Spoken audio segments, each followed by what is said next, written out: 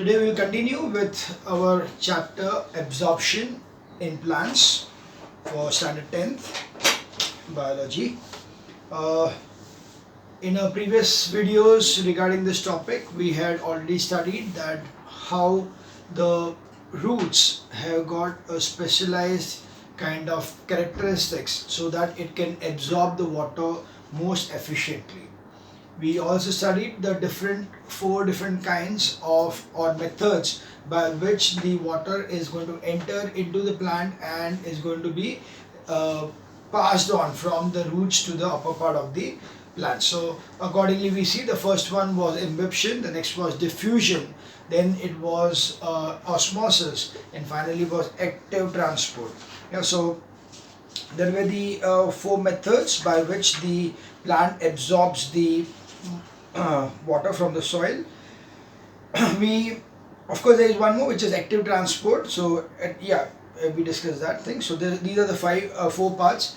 We then also discuss the condition of the plant when the plant is going to absorb the water and the vacuoles are going to be full, and there will be the condition of turgidity or turgid. The plant becomes turgid, that becomes rigid due to the presence of water in it. Hence, the complete cell, will be completely stuck to the cell wall. So accordingly, it will be the turgid condition. And if we are placing the plant, let's suppose it is a hot summer day wherein the rate of transpiration by the plant is much more than the rate of absorption, then it would happen that the plant is going to give away its water and hence it will become flaccid. So that is flaccidity or flaccid. The condition by which the water is given out is plasmolysis, and when it takes in water again, it is called as deplasmolysis. We also studied about the different kinds of tonicity which is present in a particular kind of solution. So if the solution, if there is no osmosis taking place within the solution, then the solution and the cell is considered to be isotonic. If there is going to be exosmosis taking place from the cell into the particular solution, then it is a hypertonic solution, and if there is endosmosis taking place in the cell, then it is hypotonic. So this is what we learned up till now, and we also learned about the root pressure and the turgor movements and how the turgidity is helpful to the plants. Now we move forward and we come to the next part, that is root pressure. So the next part is root pressure. In fact, this is the last part of the chapter. Then we are going to have the experiments which are related to this particular topic.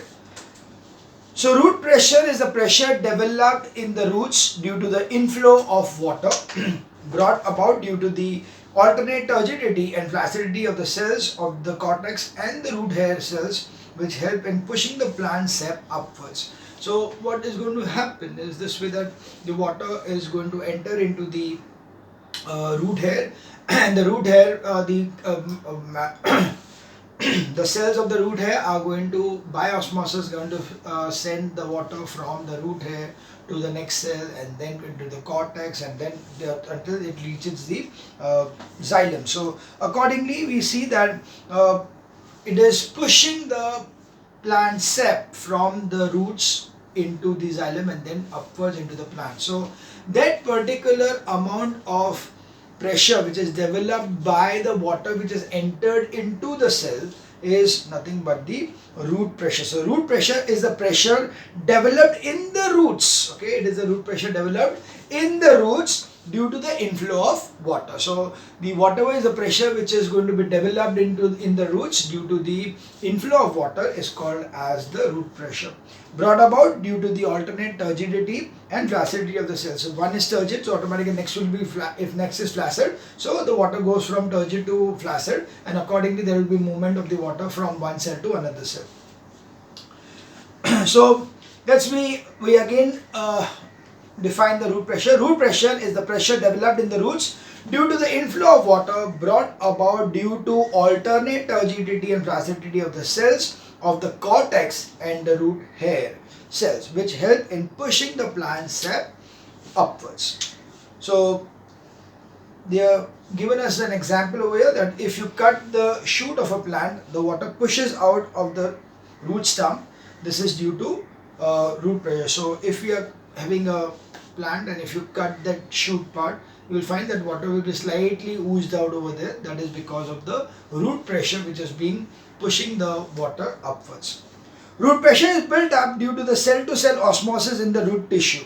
As one turgid cell presses the next cell, the force of the flow of water increases inwards.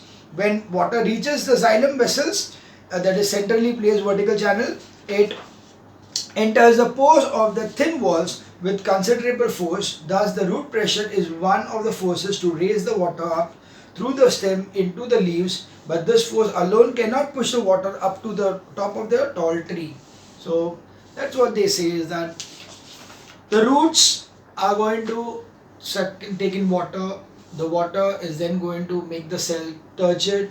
So next cell, which is flaccid, the water goes from the turgid cell to the flaccid cell, and in turn it reaches the xylem, which is the centrally located and got a vertical section upwards. So accordingly, the vertical channel, when it reaches over there, the water is going to be going through the pores into thin walls with considerable force, and thus the root pressure is one of that particular force which is driving the water upwards into the upward part of the plant, into the stem and the leaves and all those places. So this is how it is traveling. So the traveling or the pathway, or we can say the force which is pushing the water upwards, is one of them is root pressure, but that does not actually give rise to the water reaching the leaves to of a very tall tree, because in a very tall tree it will be not the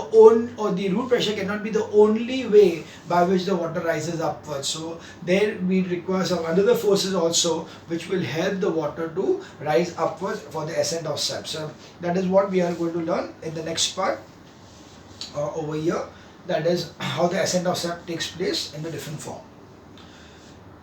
Now, drops of water along leaf margin due to excessive root pressure, that is guttation. In certain plants like tomato, grass, banana and fern, the root pressure is high enough to force the water all the way through the stem and comes out through the ends of the leaf vein. So in some short plants, there will be these plants, the root pressure, the absorption of the water from the roots is very high, and due to this very high absorption of water, that's why the water can go rise up to the topmost part of the plant, so up to the leaves and all.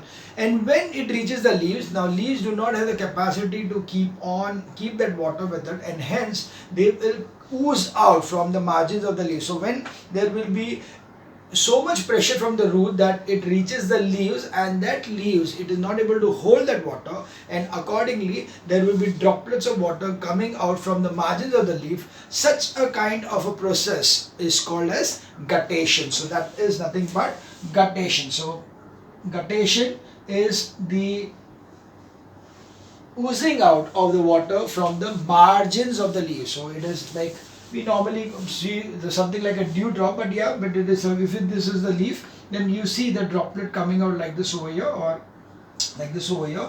So this droplet coming here is nothing but the guttation.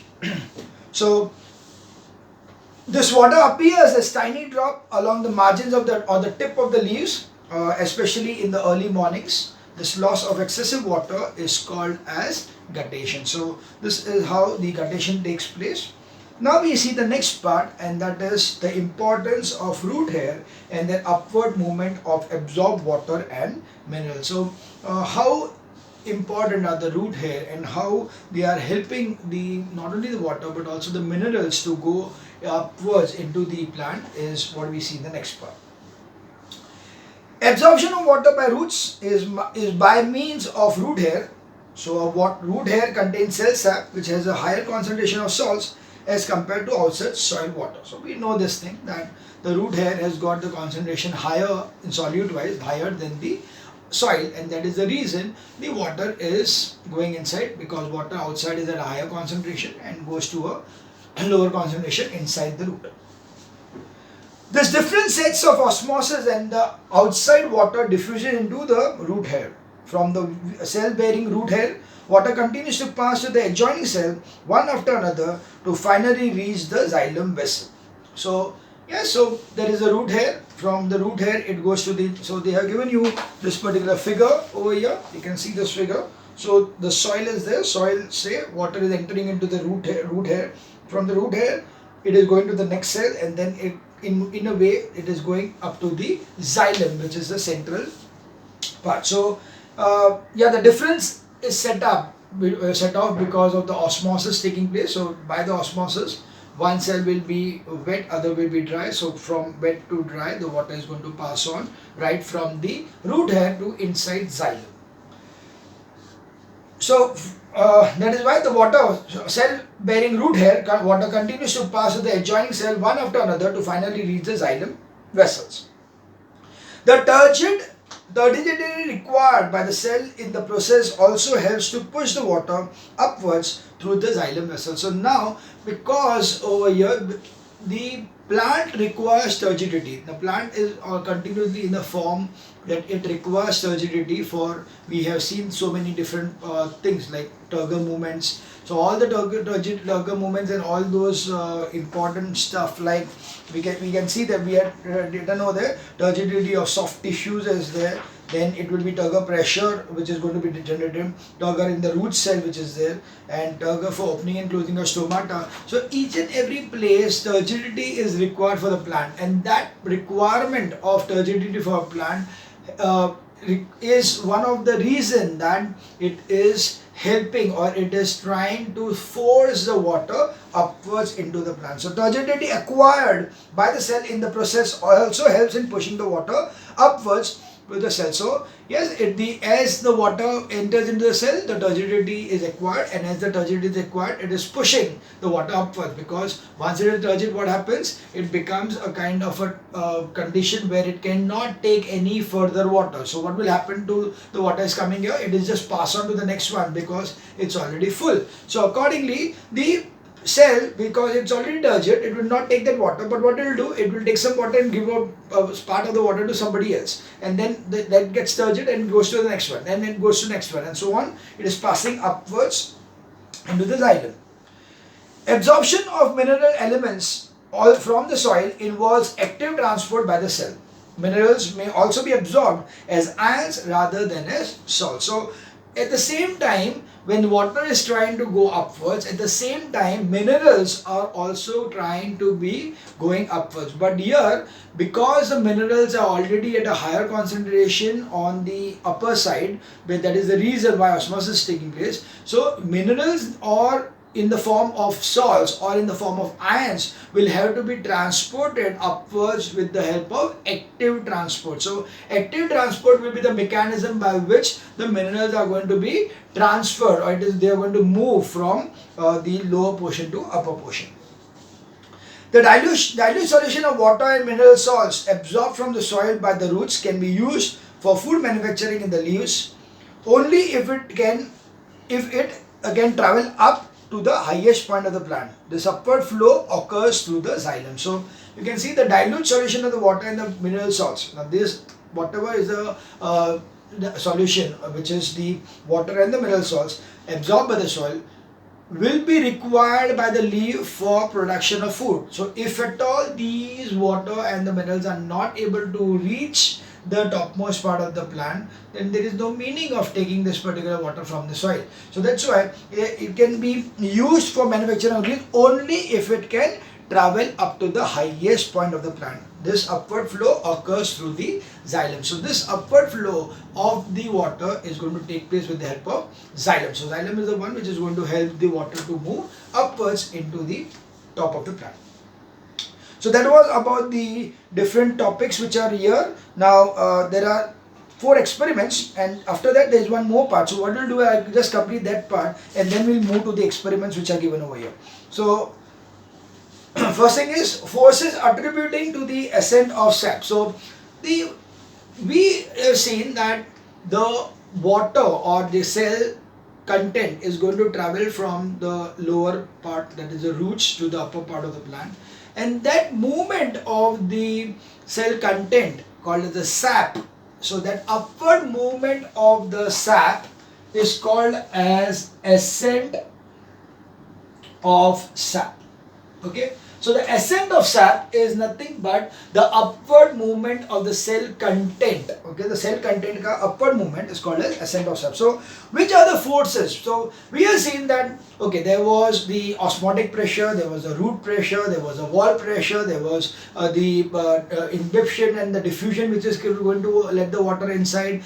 So there were so many different factors what we saw in the whole chapter, that actually we were slightly confused. Okay, finally who is the one which is doing all the work? So we come to know that it's a cumulative effect. You know, it is not just one particular kind of force who is doing all the work. It is a cumulative effect of different kinds of the forces and the different kinds of the processes which is going to take place in for the actual ascent of the sap. So there are four different kinds of processes which gives about the ascent of the sap. The first one is the ascent of sap is going to take place firstly or mainly because of the root pressure. The root pressure generated by the inflow of the water is the first reason. So there are four main forces which contribute to the upward movement of ascent of sap. That is, root pressure builds up sufficient force to push the sap into the xylem vessels up to a certain height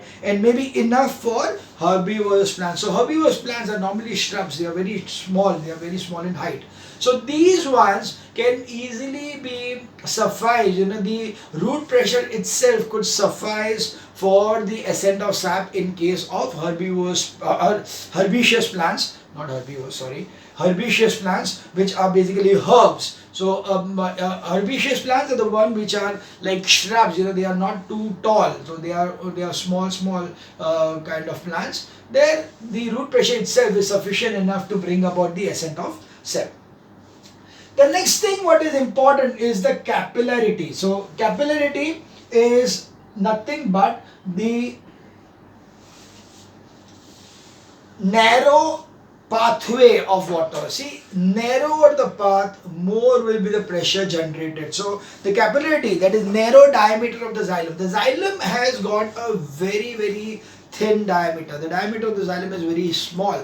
The reason would be quite good enough, that when you know that the xylem is thin, automatically pressure generated will be more and it is going to rise upwards. You can make a very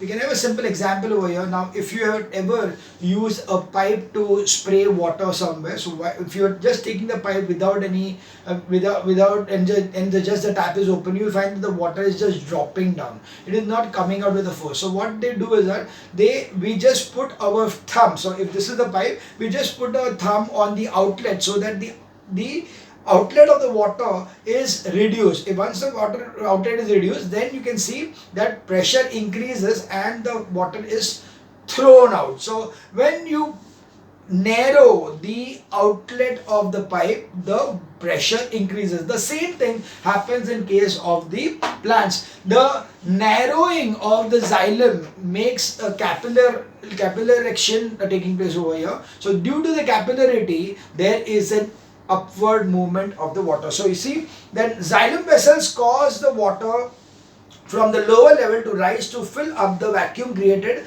by the loss of water due to transpiration from the leaves. Narrower the diameter of the tube, greater will be the height of the water rising in it, exerting a force of capillarity force. So in the xylem, one thing is root pressure pushing the water upwards and reaching to a particular height. So if we see that if this is a plant over here, this is a tree, and the water is able to come up to this point due to the root pressure.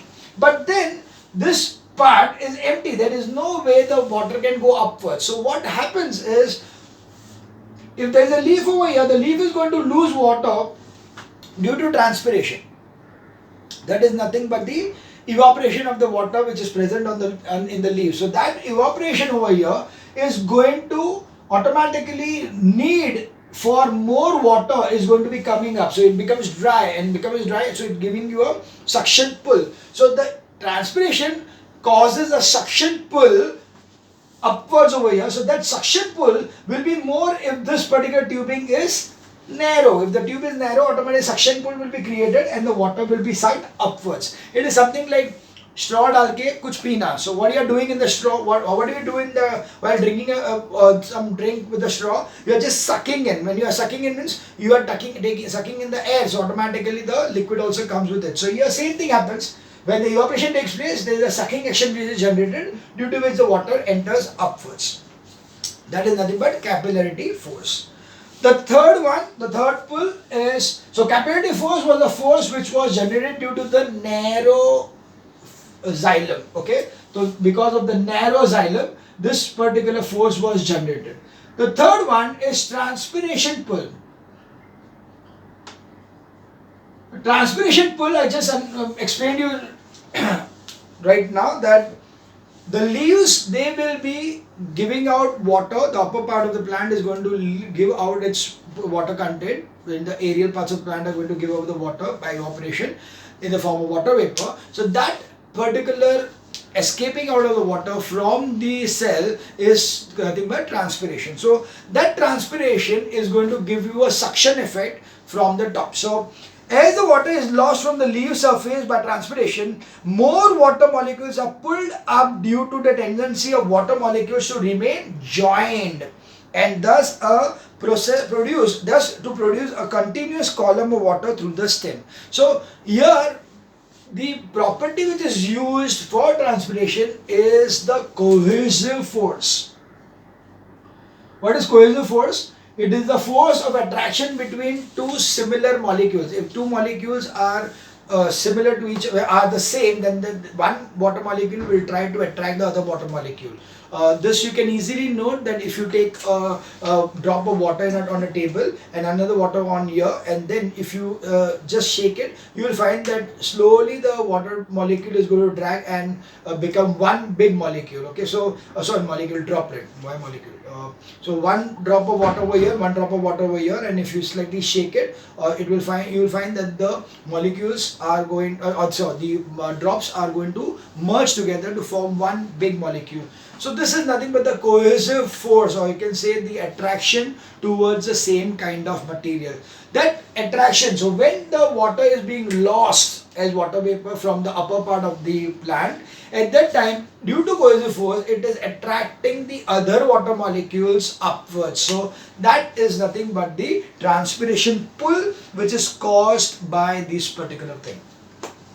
The next is adhesion force. It causes the water to stick to the surface of the cell, thus drawing more water molecules from below when the leaf cells lose water during transpiration. So this is cohesive के बाद में यहाँ पे adhesive force. Adhesive force or adhesion. Adhesion is nothing but the attraction of one substance with another substance. So normally it is seen that the cell material, the cell wall and all, they will have a tendency to have an attraction towards water. So water is going to adhere to that surface, and accordingly, because it is adhering to the surface of the walls of the particular cell, hence it is trying to absorb more amount of water upwards. So it causes the water to stick to the surface of the cells, thus drawing more water molecules from below when the leaf cells lose water during transpiration. This pulling force or suction force provided by the leaf is especially important in tall trees such as pine, which do not have enough root pressure. So in places where it is pine tree or something like this, at that time it is very, very important that adhesion force is there, because they are so tall trees. So in those tall trees, it is not possible there that the root pressure will be so high that it could reach up to the top of the plant. At that time, the transpiration pull, the adhesion pull, the cohesive force due to the capillarity, all these are combinedly helping the plant to push the water upwards to the topmost part of the plant. So this is how the four methods by which the ascent of sap takes place. And we don't. Now at the same time, it is not that the water is going to only go, the cell sap is going to go only upwards. There is also a downward movement of the cell, and that is downward movement of cell is relatively simple. the food manufactured in the leaves is dissolved in water and it flows down mainly on account due to the force of gravity. It is just because of gravity that the force, due to the gravitational force, the water which is filled with the food stuff, what is being prepared by the plant, is going to just go downwards by gravity. So that is the downward movement of the sap. Now we come to the 4 experiments what we are having over here. So let's see the experiments one by one. They are very, very simple experiments. To show the roots absorb water, so it's a very, very simple experiment. You are just taking a test tube. In the test tube you are, so it is like quite kiddish as such. There is a test tube over here. So there are 2 test tubes. One is a test tube which is a control. This is a control setup and this is the experimental setup. We are filling this with water over here and then putting some oil on top of it so that there is no evaporation of the water. And then you are putting a plant over here like this. So this is a plant which is on top of it over here, whereas here there is no plant because it's a control. You will find that the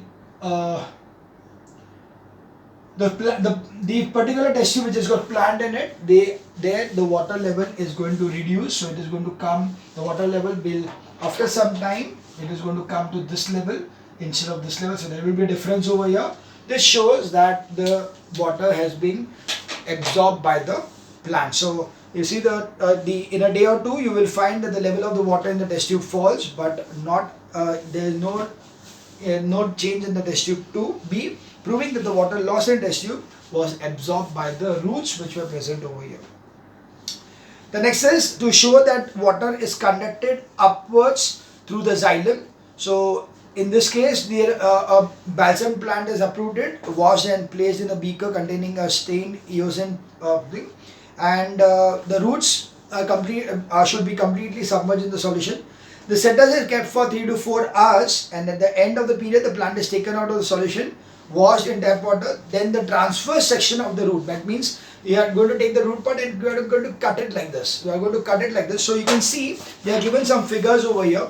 So when you are going to cut the section, you will find such kind of the colored part in this particular condition. So that colored part is nothing but the presence of the xylem, and you can say the water was present over there because we had already put it in a colored water. The roots were put in a colored water. So that colored water, you can come to know that they at the leaf part it will be in a small cut shape. In the stem part it will be like like this one, it will be xylem which will be in the corners, and then over here like a star that is near the roots, it will be like a star like this, because the central part is the place where the xylem is taking place. So accordingly, the root section, and they are given you the transverse sections of the different areas, the roots, the stem and the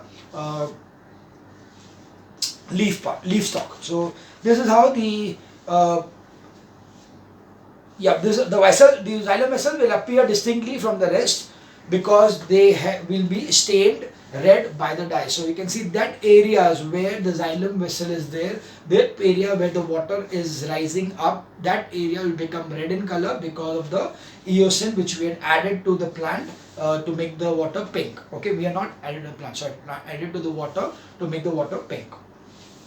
So the vascular bundles in the stem, root, leaf stalk and the leaf veins are all continuous and form an unbroken system of tubes. Collectively, they form the transport system throughout the entire plant. Water and salts travel upwards and mainly in the xylem, and the food substances that travel up and down in the fluid. Now we see that to conduction of the water through the xylem. So this is based on the experiment over here, which is like this. This is the experiment we have done.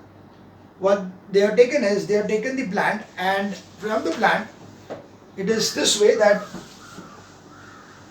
in one they have taken 2 plants and put them in dip them in a water, or you can they've taken 2 stems and dip them in water. So these are the 2 stems. So these are the stem. One is like this with the leaves over here, and one is like this with leaves over here, and another is also like this.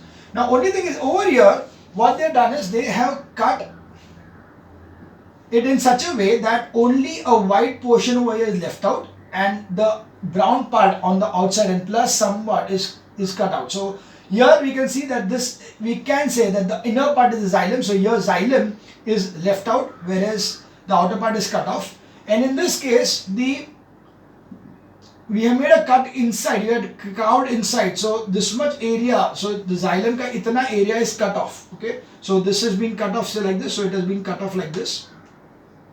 So this is how it has been cut off. So this inside part is no material inside over here. This is completely material is there, but this material is not there. And then they have put this into a container having water. You will find that this will not die because this is getting continuous water. No doubt. And slowly and steadily what will happen is that you will not have food available for the roots. But here you will find that the leaves will start drooping. The leaves will start drooping because the water is not available. So you can understand that even if phloem was present and the xylem was not present, the plant did not get water. Here, if phloem is not present, because xylem is present, so the water is available to the plant over here.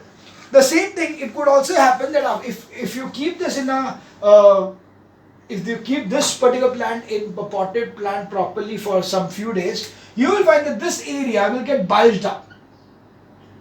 Why will it get bulged up? Because whatever food which was in prepared, now because the phloem has been cut off, what they have done is that they have removed the phloem from this plant. Because the phloem has been cut off, that is why the food which has been prepared, it goes inside over here, it wants to go onto the roots, but it cannot reach there because the phloem is already cut off, and hence it starts accumulating at the corner, at the edge where you have cut off the phloem. So that's what exactly they have given in the figure over here. So you can see the xylem was there. So the phloem over here, because it was not present, so there's a bulge given over here.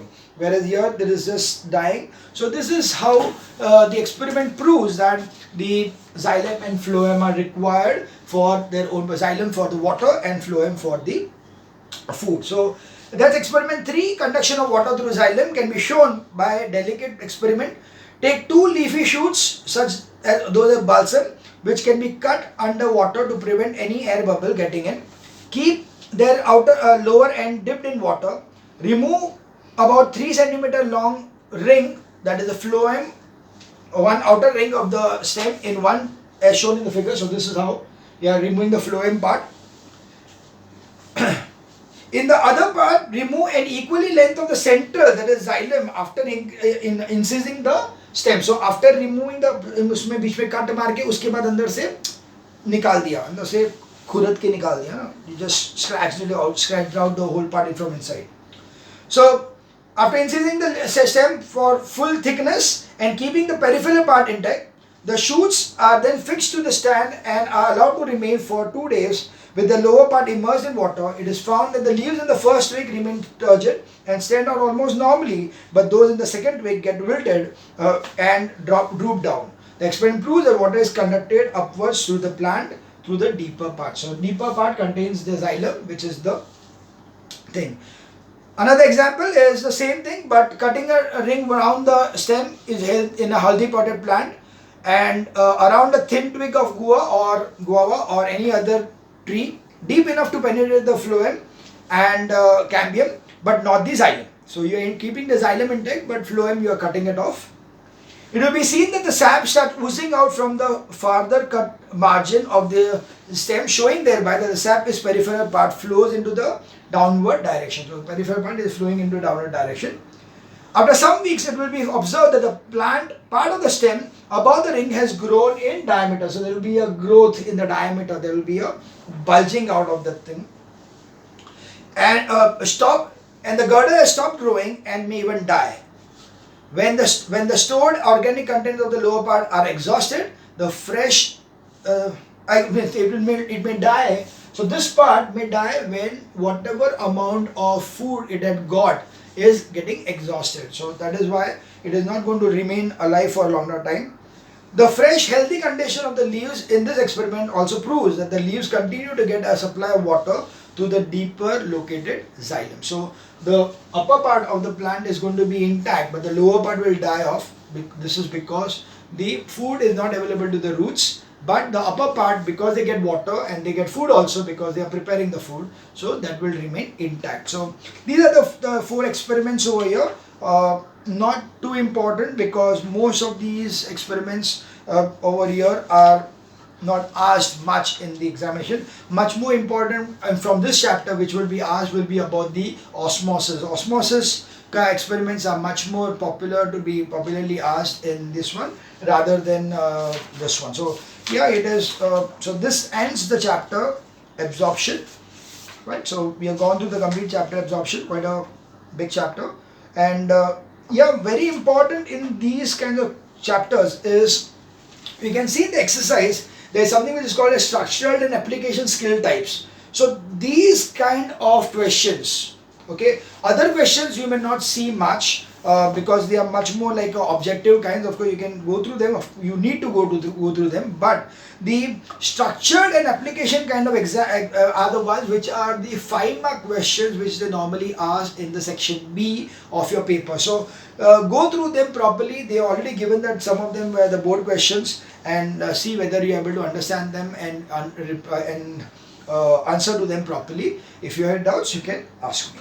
Okay, so that was about the chapter absorption.